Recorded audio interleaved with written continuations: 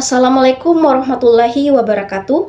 Perkenalkan, nama saya Rismawati dari Prodi PGSD Fakultas Keguruan dan Ilmu Pendidikan Universitas Sulawesi Barat.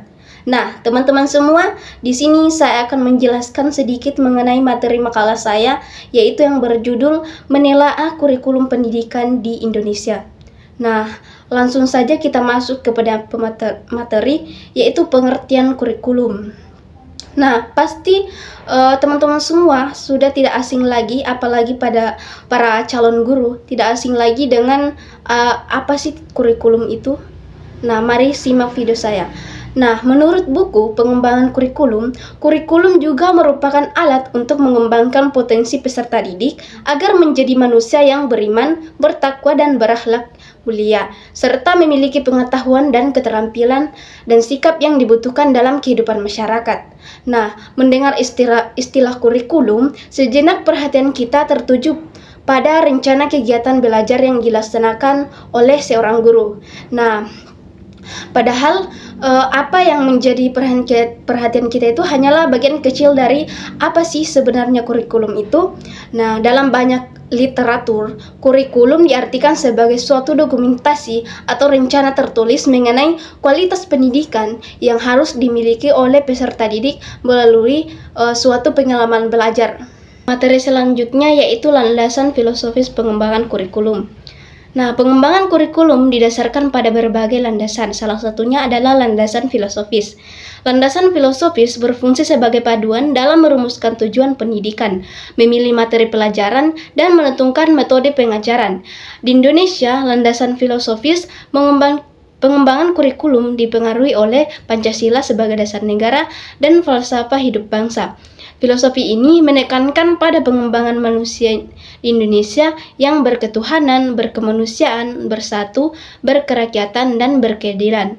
Nah, selain itu pula, pengembangan kurikulum juga mempertimbangkan teritori pendidikan yang relevan dan kebutuhan peserta didiknya serta masyarakat. Kemudian kurikulum disusun hendaknya memiliki landasan yang kuat, karena dari sinilah mindset dari kurikulum itu dimulai.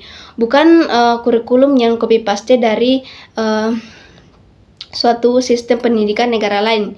Kemudian pengembangan kurikulum haruslah mempunyai landasan berpijak yang kokoh. Ini dimaksudkan agar kurikulum yang dibuat dapat menuntun siswa mencapai tujuan jangka pendek agar dapat dijadikan alat untuk mencapai tujuan pendidikan jangka panjang. Kemudian pengembangan kurikulum juga harus berangkat dari kejelasan yang dimaksud dengan kurikulum itu sendiri. Menurut Nasution, bahwa dalam penyusunan dan pengembangan kurikulum tidak terlepas dari aliran-aliran dalam filsafat. Nah, antara lain ada 3 poin, yaitu poin yang pertama yaitu perennialisme. Nah, perennialisme merupakan suatu aliran dalam pendidikan yang lahir pada abad ke-20. Perennialisme berasal dari kata perennial yang berarti abadi, kekal, atau selalu. Perennialisme lahir sebagai suatu reaksi terhadap pendidikan progresif. Pandangan perennialis bahwa pendidikan harus lebih banyak mengarahkan pusat perhatiannya pada kebudayaan ideal yang telah teruji dan tangguh. Perennialisme memandang pendidikan sebagai jalan kembali atau proses pengembalian keadaan manusia sekarang seperti dalam kebudayaan ideal. Nah, poin yang kedua yaitu esensialisme. Esensialisme adalah pendidikan yang didasarkan kepada nilai-nilai kebudayaan yang telah ada sejak awal peradaban umat manusia. Esensialisme sendiri muncul pada zaman Renaissance dengan ciri-ciri utama yang berbeda dengan progresivisme.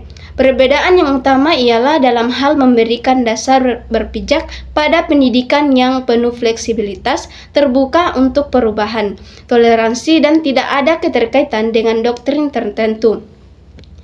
Esensialisme memandang bahwa pendidikan harus berpijak pada nilai-nilai yang jelas dan tahan lama dan memberikan kestabilan, mempunyai tata aturan yang jelas.